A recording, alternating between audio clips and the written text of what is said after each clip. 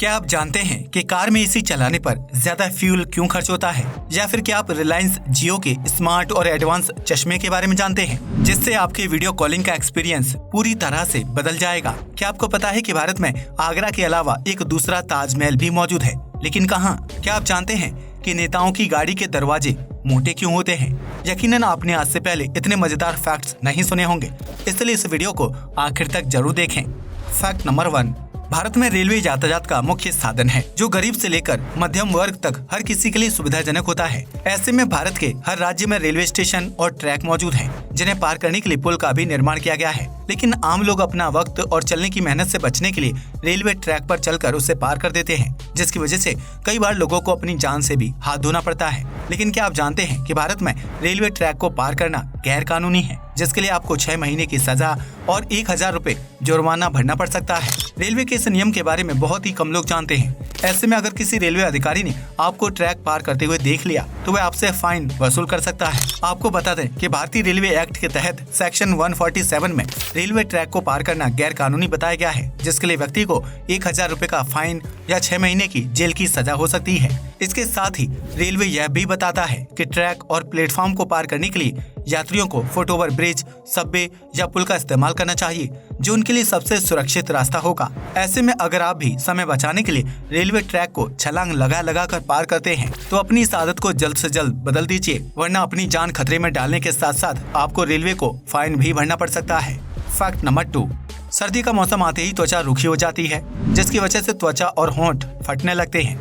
ऐसे में त्वचा और होंठों की देखभाल के लिए भारतीय घरों में वैसलीन का इस्तेमाल किया जाता है, जो एक प्रकार की पेट्रोलियम जेली होती है। इस प्रोडक्ट को सन 1859 में बनाया गया था, जिसका आविष्कार रॉबर्ट चेसेब्रू ने किया था। लेकिन क्या आप ये जानते हैं कि वैसलीन का आविष्कार बेहतर त्वचा के लिए नहीं किया गया था, बल्कि इसके आविष्कारक का मानना था कि वैसलीन का सेवन करने से व्यक्ति किसी भी तरह की बीमारी से बच सकता है। ऐसे में रॉबर्ट चेसेब्रू ने वैसलीन का प्रचार करने के लिए लोगों के सामने 1 चम्मच वैसलीन खाना शुरू कर दिया, क्योंकि उनका मानना था कि वैसलीन में औषधीय गुण मौजूद होते हैं। ऐसे में लोगों ने वैसलीन की खरीद शुरू कर दी, लेकिन उसे खाने के बजाय चोट और खरोच में लगाने लगे। पेट्रोलियम जेली होने की वजह से वैसलीन का इस्तेमाल करने पर चोट और खरोच जल्दी भर जाते थे। इसके अलावा रूखी त्वचा और फटे होंठ भी ठीक हो जाते थे। लेकिन रॉबर्ट चेसेब्रू का मानना था कि वैसलीन का सेवन करना ज्यादा लाभदायक होगा, इसलिए उन्होंने अपनी मृत्यु होने तक रोजाना 1 चम्मच वैसलीन का सेवन किया था। यहाँ तक कि 50 साल की उम्र में जब रॉबर्ट चेसेब्रू को त्वचा रोग हुआ था तो उन्होंने नर्स से कहकर अपनी पूरी बॉडी में वैसलीन का लेप लगवाया था। ऐसा करने से उनका त्वचा रोग जल्द ठीक हो गया, जिसके बाद वैसलीन के औषधीय गुणों पर उनका यकीन और भी ज्यादा पक्का हो गया था और उन्होंने रोजाना वैसलीन खाना शुरू कर दिया। फैक्ट नंबर 3, अगर आपने कभी किसी नेता की गाड़ी को गौर से देखा होगा तो पाया होगा कि उनकी कार के दरवाजे बहुत ही मोटे होते हैं। इतना ही नहीं, नेताओं के गाड़ी से उतरने तक बॉडीगार्ड दरवाजे को मजबूती से पकड़ कर रखता है। लेकिन क्या आपने कभी सोचा है कि वे ऐसा क्यों करते हैं? अगर नहीं तो हम आपको बता दें कि नेताओं की गाड़ियां बुलेट प्रूफ होती हैं, जिसकी वजह से उनके दरवाजे भी काफी मोटे और मजबूत होते हैं। ऐसे में जब नेता कार से बाहर उतरते हैं तो उनके बॉडीगार्ड दरवाजे को कसकर पकड़ लेते हैं, ताकि दरवाजे में नेता का हाथ ना फंस जाए या उसकी दरवाजे से टक्कर ना हो जाए, क्योंकि ऐसा होने पर नेता को चोट लगने का खतरा बना रहता है। यही वजह है कि जब कोई नेता या गेस्ट कार से उतरते हैं तो उनके बॉडीगार्ड सुरक्षा के लिहाज से दरवाजे को पकड़ लेते हैं और उसे तब तक नहीं छोड़ते हैं जब तक नेता कार से दूर नहीं चले जाते। आपको बता दें कि बुलेट प्रूफ कार के दरवाजे 14 इंच तक मोटे होते हैं, जिसकी वजह से कार के अंदर स्पेस बहुत ही कम हो जाता है। यही वजह है कि बुलेट प्रूफ कार में सिर्फ 2 व्यक्ति ही बैठ पाते हैं, क्योंकि कार में दोनों तरफ 14 इंच दरवाजे मौजूद होते हैं। फैक्ट नंबर 4, इस धरती पर अनेकों प्रकार के जीव जंतु मौजूद हैं, जिनमें से कुछ जीव जमीन पर रेंगते यानी कि रेप्टाइल्स हैं और बच्चों को अंडे के रूप में पैदा करते हैं। वहीं स्तनधारी जीव जमीन पर चलते हैं और इंसान की तरह बच्चों को जन्म देते हैं। लेकिन क्या आप जानते हैं कि धरती पर ऐसे भी जीव मौजूद हैं जो जमीन पर रेंगते और बच्चों को जन्म देने के लिए जाने जाते हैं? इस तरह के जीवों को मोनोट्रीम कहा जाता है, जो रेप्टाइल्स होने के बावजूद भी अंडे नहीं बल्कि बच्चों को जन्म देते हैं। इस तरह के जीवों में प्लेटिपस का नाम सबसे पहले आता है, जो अपनी लंबी थूथन के लिए जाना जाता है। यह जीव पानी में रहता है और अपने लंबे पैरों की मदद से तैरता है, लेकिन यह अपने बच्चों को स्तनधारी जीव की तरह जन्म देता है। आपको बता दें कि मोनोट्रीम जीव मुख्य रूप से ऑस्ट्रेलिया और न्यू गिनी के आसपास मौजूद जंगलों में ही पाए जाते हैं, क्योंकि धरती के अन्य इलाके मोनोट्रीम जीव के लिए फलने फूलने लायक नहीं है। क्या आप ऐसे किसी मोनोट्रीम जीव के बारे में जानते हैं? हमें कमेंट करके बताइएगा।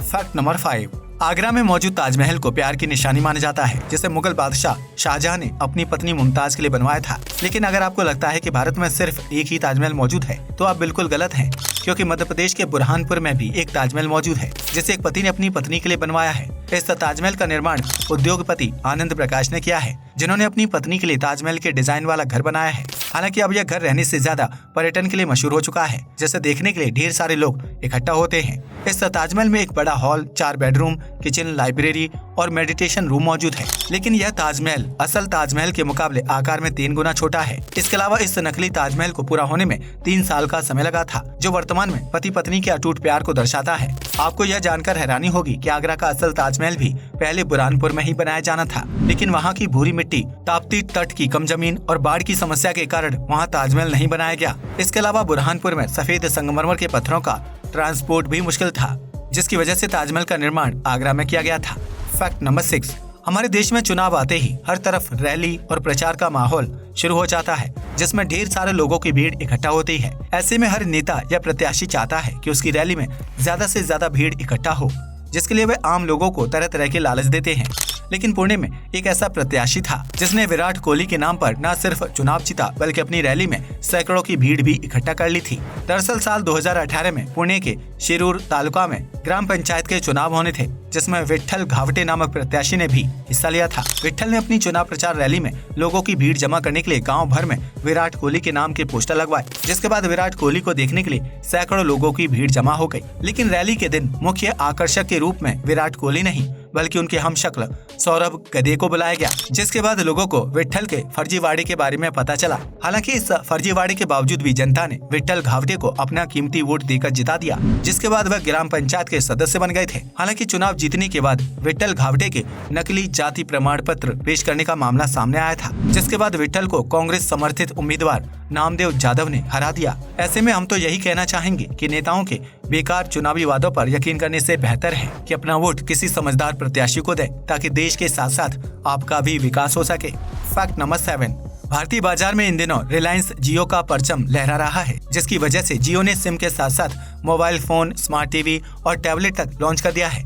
लेकिन इन सब चीजों के साथ साथ हाल ही में जियो ने एक स्मार्ट और एडवांस चश्मा बाजार में लाने का फैसला किया है, जिसे आप अपने स्मार्टफोन के साथ ब्लूटूथ की मदद से कनेक्ट कर सकते हैं। इसके साथ ही जियो के स्मार्ट चश्मे से ग्राहक 2D और 3D में बातचीत करने का लुत्फ भी उठा सकते हैं, क्योंकि यह एक प्रकार का मिक्स्ड रियलिटी चश्मा होगा। जियो ने इस स्मार्ट चश्मे को टेसरेक्ट नामक कंपनी के साथ मिलकर तैयार किया है, जो जियो ग्लास के नाम से जाना जाएगा। आपको बता दें कि यह स्मार्ट चश्मा पूरी तरह से वायरलेस है, जिसे पहनकर ग्राहक को बेहतरीन विजन के साथ साथ कॉलिंग का शानदार एक्सपीरियंस मिलेगा। जियो ग्लास को मनोरंजन के साथ साथ online meeting, class, personal video call के लिए भी इस्तेमाल किया जा सकता है, जिसके लिए मोबाइल फोन को हाथ में पकड़ने की जरूरत नहीं पड़ेगी। हालांकि जियो ने अब तक इस स्मार्ट चश्मे की लॉन्चिंग या प्राइस के बारे में कोई खुलासा नहीं किया है, जिसकी वजह से ग्राहक जियो ग्लास के मार्केट में आने का बेसब्री से इंतजार कर रहे हैं। फिलहाल इस जियो ग्लास की टेस्टिंग चल रही है, जबकि दोनों कंपनियां मिलकर चश्मे के निर्माण और क्वालिटी पर काम कर रही हैं।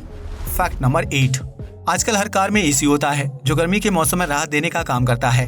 हालांकि कार में एसी ऑन करने पर फ्यूल की खपत बहुत ज्यादा होती है, लेकिन क्या आपने कभी सोचा है कि ऐसा क्यों होता है? अगर नहीं तो हम आपको बता दें कि कार के एसी को इंजन से ही एनर्जी मिलती है, जिसकी वजह से एसी चलाने पर फ्यूल खर्च होता है। अगर आप कार नहीं चला रहे हैं लेकिन एसी ऑन करके बैठे हैं, तो इस स्थिति में भी फ्यूल खर्च होगा। ऐसे में कई लोग फ्यूल बचाने के लिए कार की खिड़की खोलकर सफर करते हैं, लेकिन ऐसा करने पर भी ज्यादा फ्यूल खत्म होता है।